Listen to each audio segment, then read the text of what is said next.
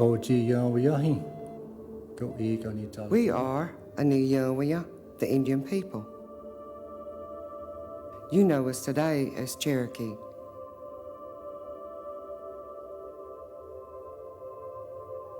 They were once the largest of the 5 principal tribes in the Southeast. There was a time when their territory stretched over 135,000 square miles and covered parts of 8 southeastern states. For generations, stories were told of a people of a different race that would come from the east and exploit their homeland. In the mid-1500s, many thought the stories were true when the first Europeans visited their land.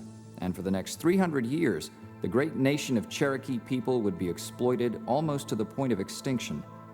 Over time, more settlers came and were welcomed into the Cherokee homes. Trade was established with the Spanish, the French, and the British. However, sharing their land with the settlers quickly turned into a forced takeover as the settlers' appetite for land heightened. The diseases the settlers brought decimated the Cherokee population, and ultimately, they were pushed further west. By 1650, the Cherokee territory had been reduced to 40,000 square miles in the southeast and even less after the American Revolution. Their tremendous homeland was shrinking almost daily. Every treaty signed with the U.S. government resulted in land cessions to accommodate an ever-growing settler population. Their survival as a people depended on their ability to adapt to the colonial move westward. Some of the Cherokees opposed the influence of the Europeans and feared the end of their traditional ways. They moved away from the homeland and settled in Arkansas in the late 1700s. But the bulk of the Cherokees stayed, and by the early 1800s, those remaining in the small corner of northwest Georgia and the western Carolinas were reluctantly beginning to adopt the European ways. They found themselves in need of a new place to gather, closer to the center of what remained of their homeland. Where the 2 great rivers met, the Coosawattee and the Conasega, would be their new capital. The tribal councils would be held here, in Newtown.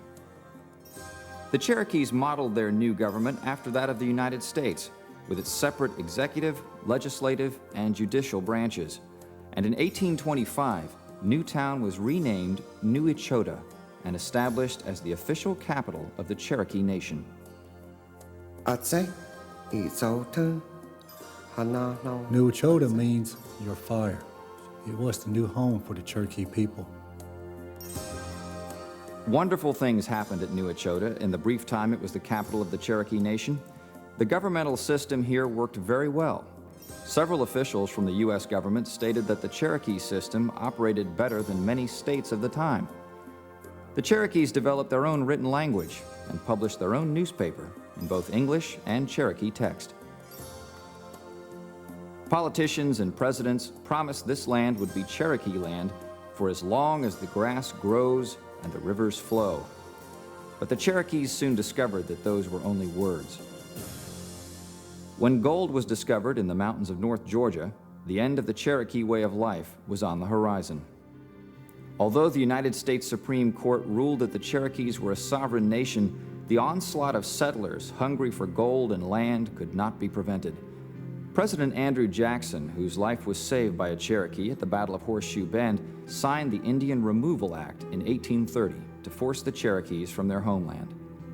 In 1835, a small group of Cherokees signed the Treaty of New Echota, surrendering the Cherokee Nation's homeland in exchange for $5 million, several million acres in Oklahoma, and an agreement to remove within 2 years. Several hundred Cherokees fled Georgia to escape removal by joining a band of Cherokees in the North Carolina mountains who were not subject to removal. However, the majority of Cherokees stayed to stand against the eventual removal.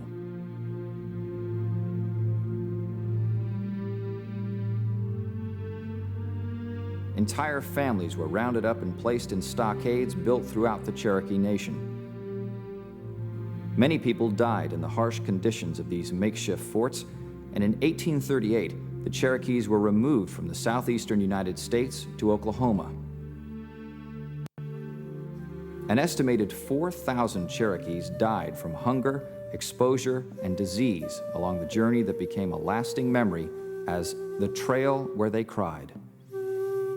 Today, it is remembered as the Trail of Tears.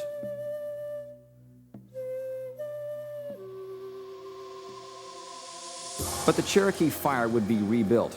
The Cherokee capital was established in Tahlequah, Oklahoma, and in 1839, a new constitution was established, creating a government almost identical to that of New Echota.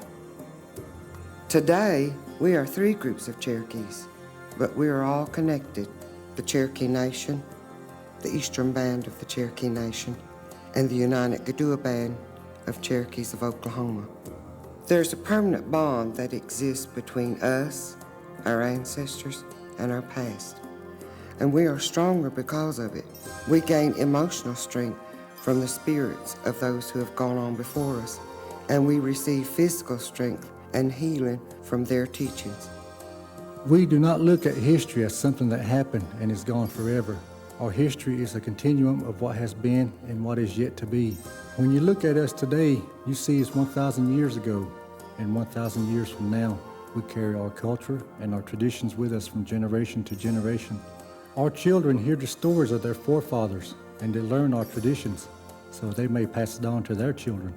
Through this, our ways and our songs will not be lost.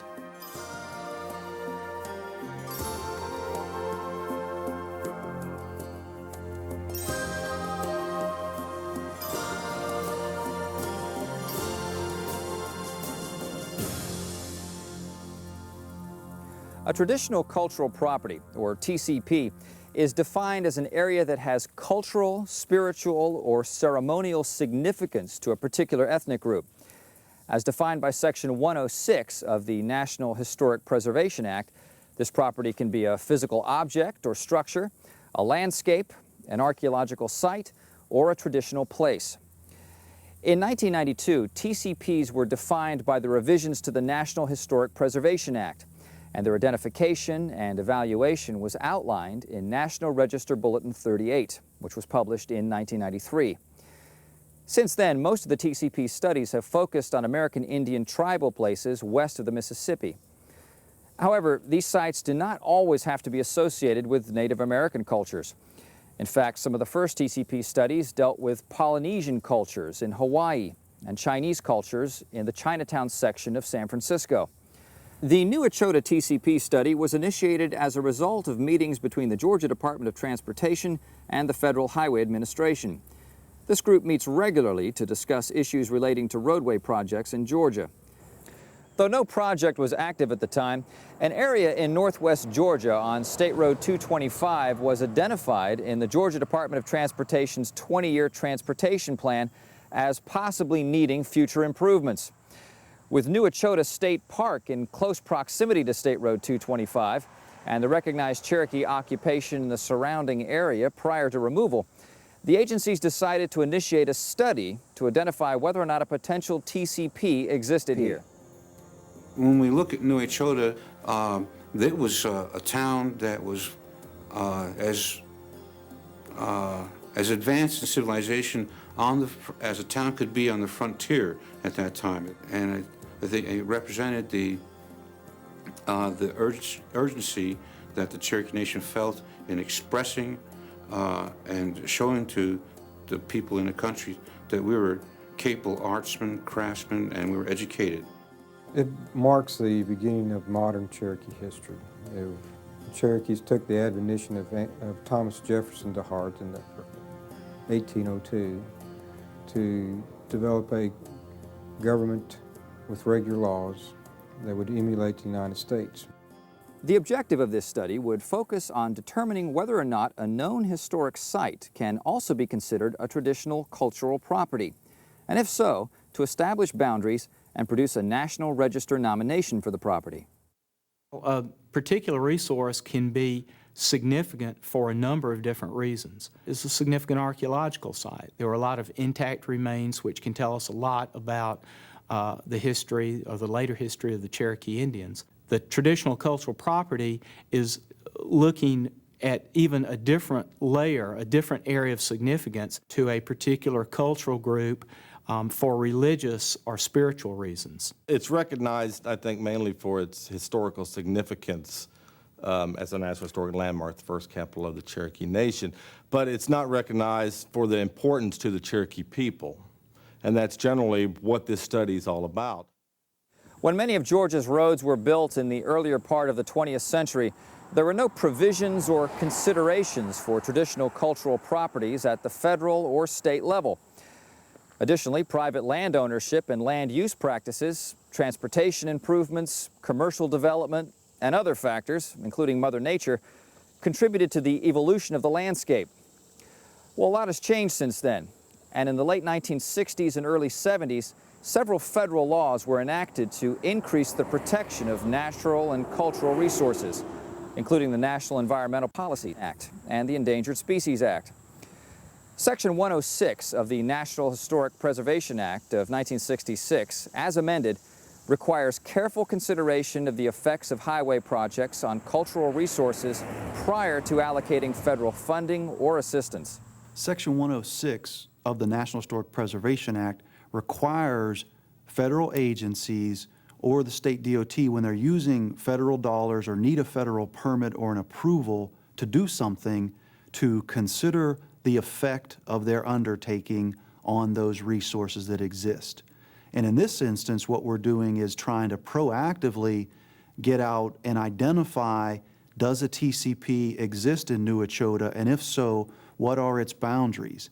And then in the future, when we have projects in that geographic area, we'll be able to initiate Section 106 and then have a sort of a leg up on determining how a project could be designed that it could avoid the impacts or minimize the impacts, or what would be acceptable mitigation of the impacts to that TCP. Our prior experiences with this type of resource has shown us that it behooves you very much to deal with this type of resource ahead of a project, before you get involved in a project, because it's an extremely time-consuming process, and there can be a lot of little roadblocks in the way that can hold up our project schedule. This is a very complex, detailed type of resource, and if you wait to react to it at a time when you've already started your project, you're in for a lot of difficulty. A study to place a property on the National Register takes into account the historical and archaeological importance of the property. A TCP study goes further to include the cultural and spiritual importance of the place, to determine National Register significance and boundaries. In a TCP study, archaeological and historical records contribute valuable data, but it's important to note what differentiates a TCP from other National Register sites is its continuing importance to a particular ethnic group. In the course of a TCP study, verbal information, including oral histories and traditions, interviews, and statements from living descendants, is given the same consideration and equal weight as archaeological and historical data. And the only way to get that information was to consult with members of the three groups. Consultation with Native American tribes is a relatively new thing for us in the state of Georgia, and for, I believe, many other state DOTs, especially those of us here in the East. Being an agent of the federal government or a representative of FHWA, there is a responsibility of the chief to chief, some people term it, initiation of the consultation. Field trips to consult with the Cherokee Nation and the United Keetoowah Band in Oklahoma, and also the Eastern Band of Cherokee Indians in North Carolina, established a positive atmosphere for the exchange of information. Including the Cherokees in the process early on proved highly valuable in terms of cooperation and access to information. In the TCP process, individual perspectives, recollections, beliefs, and handed-down stories from the people associated with the site are crucial to identifying the meaning of a place and whether or not it qualifies as a TCP. New Echota, I think there is particular significance because it's documented. There is a real sense of history, I think, associated with the site. Certainly it's not one of those things you would call a sacred site, but it does have cultural significance to us. It is a part of who we are, a part of our history. I see New Echota as really a governmental center. And it's not so much a spiritual location, though some people might incorporate that into that these days. It's like going home. There is a presence there when you're there. It's like a spirit, maybe. And I don't know if any other, non-Cherokees can feel it, like we feel it. I felt very emotional and moved when we were there. It was like we felt the same type of bond. And maybe that's, I don't know if you'd call it spiritual or what, but we could just feel that. New Echota site established the Cherokee Nation, in which there was none to begin with. It has no significance for us other than the fact that this created the Cherokee Nation. And the Catawbas have been suppressed from that time on. It is a place for the Cherokees as far as being significant to assemble, to go there, and knowing that at one time in the history of the Cherokee people, this was a great nation, and it was the last place that the nation ever assembled together. New Echota gave birth to a new way of life for the Cherokees in the area. The strong European influence represented a departure from their traditional feudal hierarchy, which many opposed. Still, to the Cherokees, their home is where their fire is, and this place would be the home of their new government, if only for a short while. New Echota, the new fire. Every year, the new year began with all of the fires being extinguished, all nationwide. And them going back and taking embers of that fire into their home. They would sweep out their house, they would clean. It was the beginning of a new year. My dad used to say, when people met and they were strangers, the first question is Gaja, Echota. They would ask each other. And that means, where is your fire? And where is your fire is the meaning of where is your home? Gaja, Echota. We knew that there was potential for New Echota to be a TCP, but we did not know that until we discussed it with the Cherokee representatives. I mean, it's discovery. How do they feel about that? You get a lot of different points of view from traditionalists within the Cherokee tribes, as opposed to others who see it as strictly as a historical association for a site. The guidance for National Register Bulletin 38 kind of tells you what steps you need to take, but the discovery is, why is this a traditional cultural property? And that can only be told from the Cherokee viewpoint. Researchers conducted a GPS survey of the area to create maps of the proposed TCP boundaries. With data compiled and interviews completed, the next step was to relate this information to the Cherokees for their input. A meeting was held at New Echota State Park just for that purpose. DOT and FHWA managers, the consulting firm, state park officials, and representatives from all three Cherokee groups came together to discuss the proposed TCP boundaries. The meeting prompted useful feedback from the Cherokee representatives and provided additional insight for the TCP team. The plus is beyond having the knowledge of what the TCP is the relationships that we have formed with all three federally recognized tribes. And it's really, it's a good relationship. It's based on trust. But the dialogue that we've opened up can be used on other projects. And that's the key there to all of our work, basically. We deal with Native Americans on every project that we do through Federal Highways Administration. And the communication lines are open, but they're open in a good way, where we're getting feedback to and from. And that has been the plus of all of this. It's really effective consultation.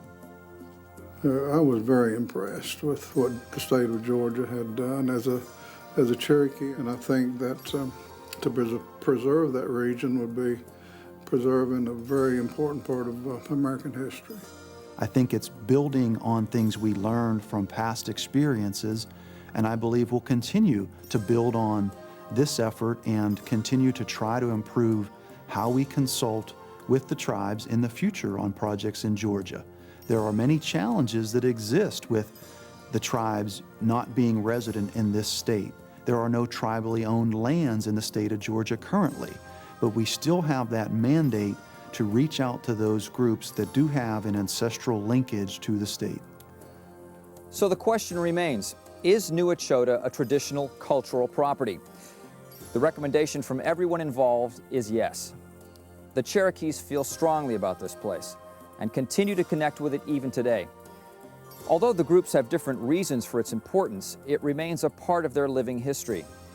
The New Echota study is only the second TCP nomination in the southeastern United States.